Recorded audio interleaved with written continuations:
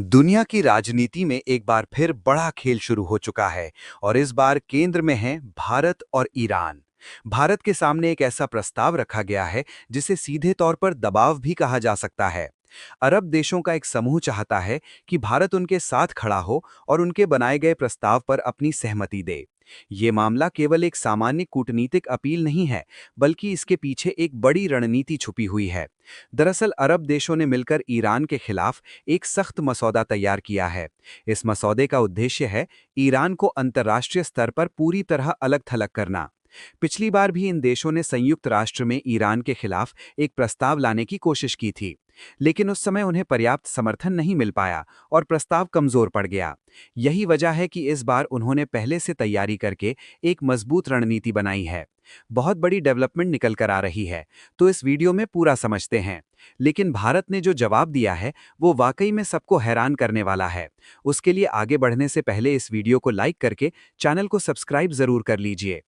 दरअसल इस नए प्रस्ताव में सऊदी अरब, यूएई, इराक, कतर, ओमान और मिस्र जैसे बड़े देश शामिल हैं। इन सभी का लक्ष्य एक ही है कि ईरान की आर्थिक और राजनीतिक ताकत को कमजोर किया जाए। इस योजना के तहत ईरान को ब्लैकलिस्ट करने की बात हो रही है।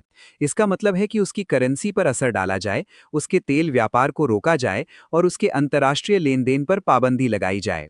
अगर ऐसा होता है तो ईरान की अर्थव्यवस्था पर सीधा और गहरा असर पड़ेगा। लेकिन यहाँ सबसे बड़ा सवाल ये है कि क्या केवल अरब देश मिलकर ईरान को अलग-थलग कर सकते हैं? इसका जवाब है नहीं, क्योंकि ईरान का असली आर्थिक और रणनीतिक जुड़ाव एशियाई देशों के साथ ज्यादा है। यही कारण है कि अब नजरें भारत पर टिक गई हैं। भारत एक ऐसा देश है जो न केवल एशिया में बल्कि वैश्विक राजनीति में भी संतुलन बनाने के लिए जाना जाता है। अगर भारत इस प्रस्ताव का समर्थन करता है तो कई अन्य देश भी उसी दिशा में जा सकते हैं। यहीं से शुरू होता है असली दबाव। अरब देश चाहते हैं कि भारत इस बार न्यूट्रल न रहे, बल्कि खुलकर उनका साथ दे, क्योंकि उन्हें पता है कि भारत का एक फैसला पूरे समीकरण को बदल सकता है। अब सवाल यह है कि आखिर भारत इतना महत्वपूर्ण क्यों हो गया है और क्यों अरब देश भारत पर इतना दबाव बना रहे हैं। इसका जवाब छुपा है ईरान के उन तीन बड़े सहारों में जिन पर उसकी पूरी रणनीति टिकी हुई है। सबसे पहले बात करें चीन की। चीन आज ईरान का सबसे बड़ा व्यापारिक साझेदार है। आंकड़ों के अनुसार ईरान के कुल तेल निर्यात का लगभग 70 से 80% हिस्सा चीन अकेले खरीद लेता है। यानी कि अगर चीन साथ छोड़ दे तो ईरान की अर्थव्यवस्था को सीधा झटका लगेगा। दूसरी तरफ रूस है, जो ईरान का रक्षा और रणनीतिक सहयोगी माना जाता है। ईरान की मिसाइल तकनीक और ड्रोन क्षमता को मजबूत बनाने में रूस की बड़ी भूमिका रही है।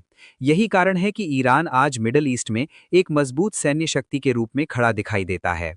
अब तीसरी और सबसे दिलचस्प कड़ी है भारत। भारत और ईरान के बीच व्यापार, ऊर्जा और कूटनीतिक संबंध काफी गहरे रहे हैं। भारत ईरान से तेल खरीदता रहा है और साथ ही चाबहार पोर्ट जैसे प्रोजेक्ट में भी निवेश कर चुका है, जो भारत के लिए अफगानिस्तान और मध्य एशिया तक पहुंच का एक बड़ा रास्ता है। आंकड़ों की बात करें तो कुछ साल पहले तक भारत अपनी कुल तेल जरूरत का करीब 10% ईरान से पूरा करता था।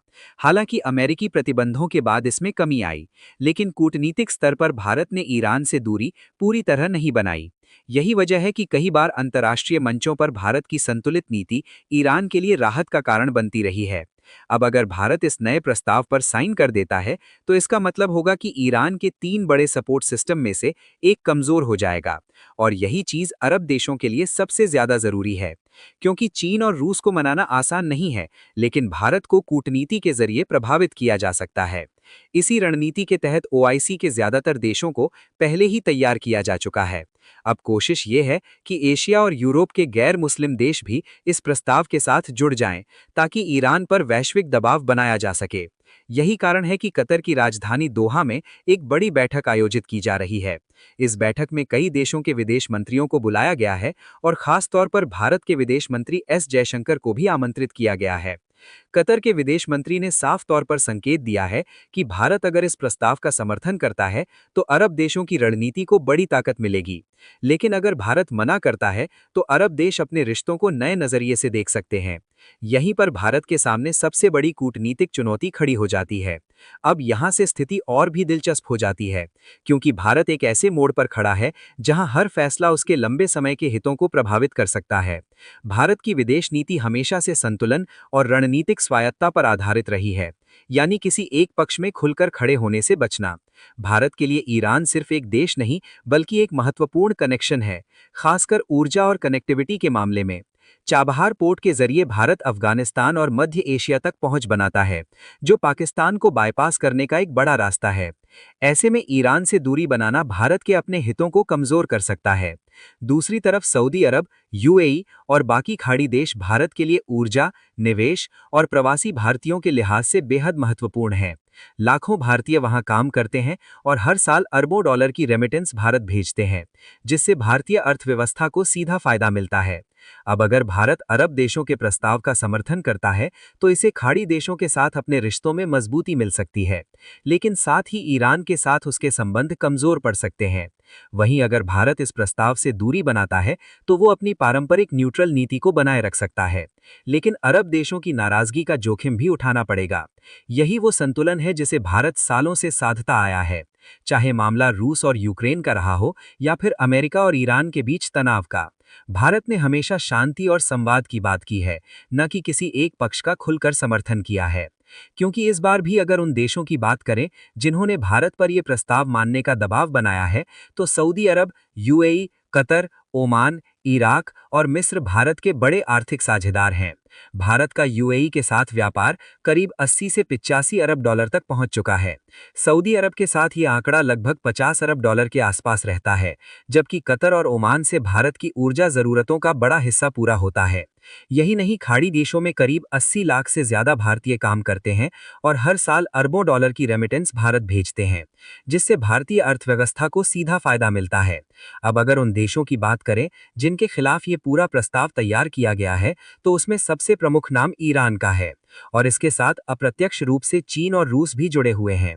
भारत और ईरान के बीच भले ही व्यापार आज 2 से 3 अरब डॉलर के आसपास सिमट गया हो, लेकिन एक समय ये 15 अरब डॉलर तक जाता था, खासकर तेल आयात के कारण।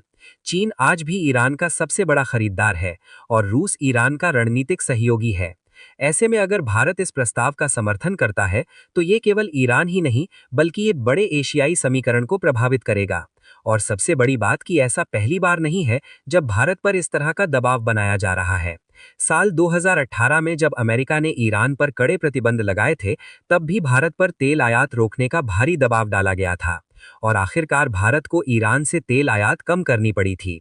इसी तरह 2012 में भी अंतर्राष्ट्रीय दबाव के चलते भारत को ईरान के साथ अपने बैंकिंग और भुगतान सिस्टम में बदलाव करना पड़ा था। यानी इतिहास गवाह है कि जब भी ईरान का मुद्दा उठता है, तो बड़ी ताकतें और क्षेत्रीय देश मिलकर भारत पर दबाव बनाने की कोशिश करते हैं, लेकिन हर बार भारत ने अपने हितों को ध्यान में रखते हुए संतुलन बनाने की कोशिश की है। फिलहाल अब कतर के दोहा में होने वाली ये बैठक भारत के लिए एक परीक्षा जैसी है, क्योंकि यहाँ लिया गया फैसला केवल एक प्रस्ताव तक सीमित नहीं रहेगा, बल्कि ये तय करेगा कि आने वाले समय में भारत किस दिशा में अपनी कूटनीति को आगे बढ़ाता है।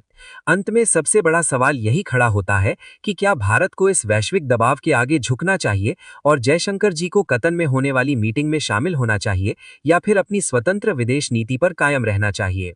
अपनी राय कमेंट में जरूर बताएं और इस वीडियो को लाइक करके अपने मित्रों तक शेयर जरूर करें, ताकि उन्हें भी जानकारी मिल सके। इसी तरह और भी नॉलेजेबल वीडियो देखने के लिए चैनल को सब्सक्राइब करके बेल आइकन को ऑल पर जरूर